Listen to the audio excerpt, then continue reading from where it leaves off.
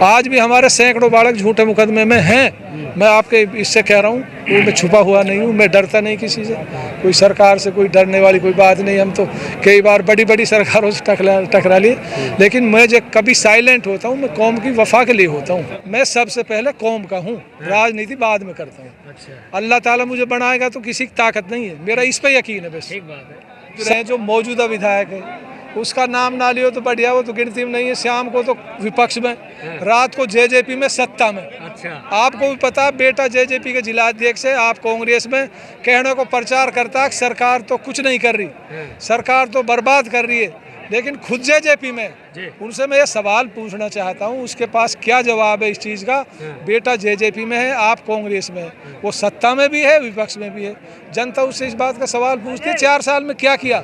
जब तेरा बेटा सत्ता में बैठा है, तू विपक्ष होने का जो ढोंग कर रहा, क्या करा 4 साल में हमारा इलाका, मेरा विधानसभा। नमस्कार, स्वागत है आप सभी का। मैं हूँ आपके साथ प्रदीप शर्मा, नया भारत आप देख रहे हैं।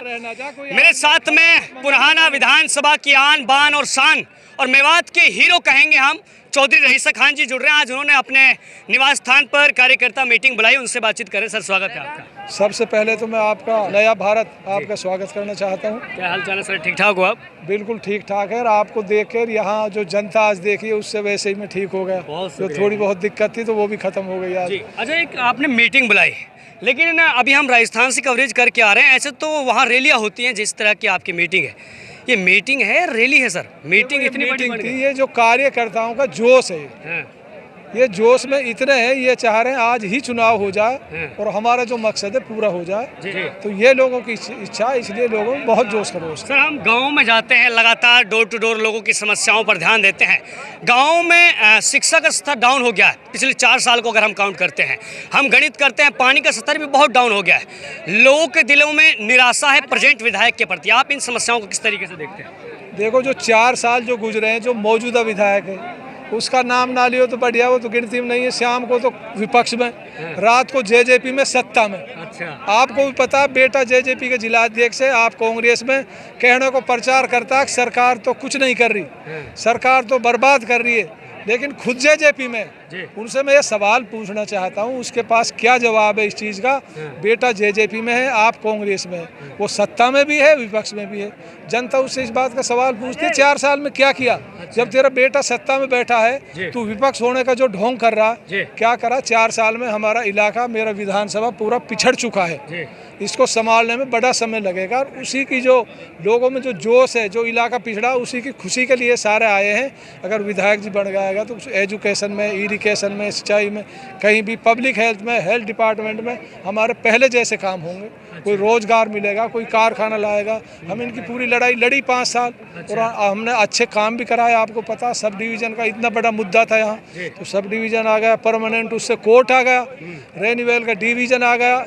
अब हर खेत को पानी मिल रहा। मेरे बादली गांव के खड़े, हमने अपनी फिरोजपुर डिस्ट्रीब्यूटरी मेरे समय में पक्की करा दी, तो अब सब जगह पानी मिल रहा। मेरा मेन मुद्दा यही है, मुझे हर खेत को पानी पहुंचाना हर कीमत पे, जैसे रोहतक, सिरसार, हिसार में पहुंचता है, ऐसे नहीं नालों से। ये तो हमने एक शुरुआत की है। अब लोगों को समझ में आ गया, फिल्म बाकी है, ये तो टेलर दिखाया था पहले। भाई अल्लाह ताला ने भाई हमारी किस्मत में नहीं लिखी, इनकी भी किस्मत खराब थी, मेरी भी, इलाके भी खराब थी। हम तो इस 5 साल में काम ही फिट कर देते। अच्छा, अब तो ये तो टेलर है छोटा सा, फोनों से वैसे ही वर्कर मीटिंग है कार्यकर्ताओं की छोटी सी। अच्छा, अब ये 5000 8000 आदमी हो गए तो भाई इनकी बहुत खुशी की बात है। सर, एक लास्ट सवाल, शॉर्ट सवाल है लास्ट आपसे। लोग आपके साथ में बड़े तन मन धन से जुड़ रहे हैं, बड़ा लगाव एक पर्सनली भी रखते हैं। आपकी पर्सनैलिटी, आपका कार्य बड़ा अच्छा है। इलाके के लोगों की ये कमेंट्स हमारे पास में आती है।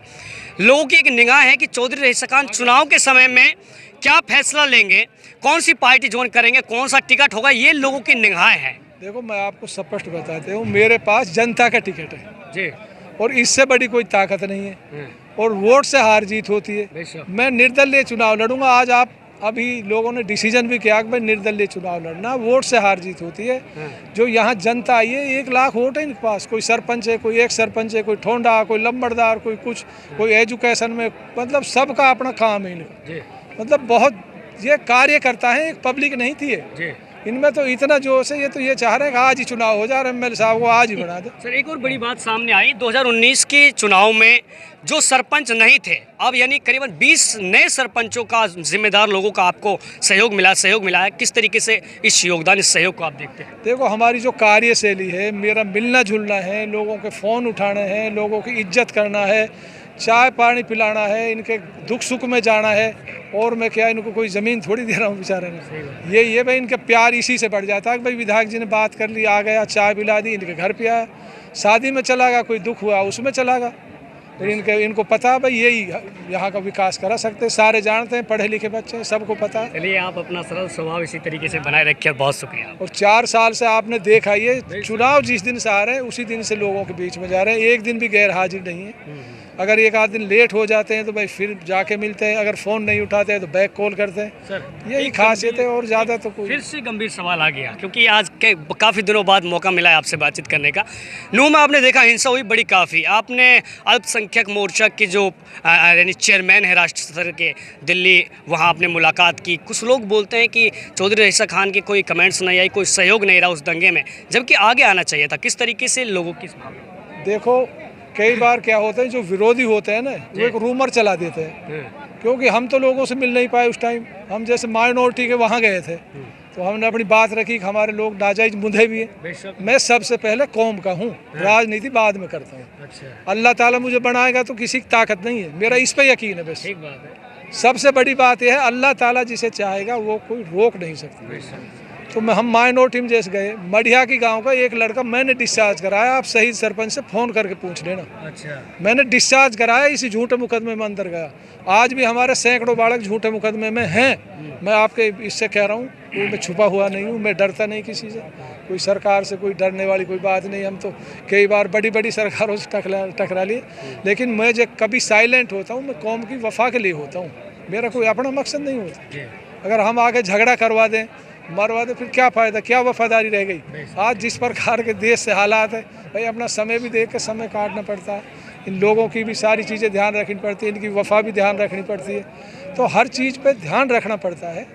मैं सबसे पहले अपनी कौम का हूँ, उसके बाद ही मैं राजनीति करता हूँ।